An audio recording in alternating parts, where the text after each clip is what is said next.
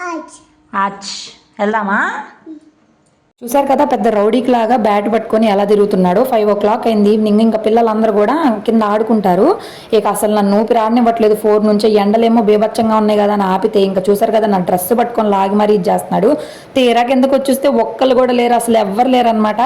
అందరూ ఆ రోజు జాతర అనమాట, గంగమ్మ జాతర. ఇంక ఫుల్ టైడ్ అయిపోయి ఎక్కడోళ్ళు అక్కడ పడుకున్నారు. అవి అయినా కూడా పైకి రాకుండా ట్రాక్టర్ ఎక్కడం అటు ఇటు తిరగడం ఏదో ఒకటి చేస్తాను. ఇంతలో పెత్విక్ వచ్చాడు.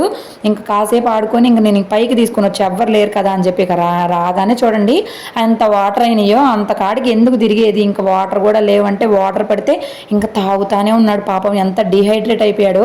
పిల్లలతో ఇంతేనండి, ఇంట్లోనూ ఉంచుకోలేము, కిందకి తీసుకెళ్తే ఇలా ఉంటుంది. ఇంట్లో ఆడడం కంటే నాకు కిందకి వెళ్ళి ఆడుకుంటేనే కొంచెం బాగుంది, పడడం దెబ్బలు తగలవని. ఇంక ఇల్లు చూసారు కదా, కాసేపట్లోనే పీకి పాకాన్ని పెట్టేసి ఇల్లు చూడండి స్టైల్గా పడుకున్నాడు, నాకు సంబంధం లేదన్నట్టు. ఇంకా తర్వాత డిన్నర్ అయితే పెడుతున్నా. దీనికి ఒక గంట టైం అయితే పట్టేసిద్ది. తర్వాత మళ్ళీ పిల్లలు అయితే వచ్చి పిలిచారు. ఇంక ఇక్కడ వీళ్ళైతే చూసారు కదా షటిల్ ఎంత బాగా ఆడుతున్నారు. ఇంకా పిల్లలందరూ ఉంటే భలే సరదాగా ఉంటుంది.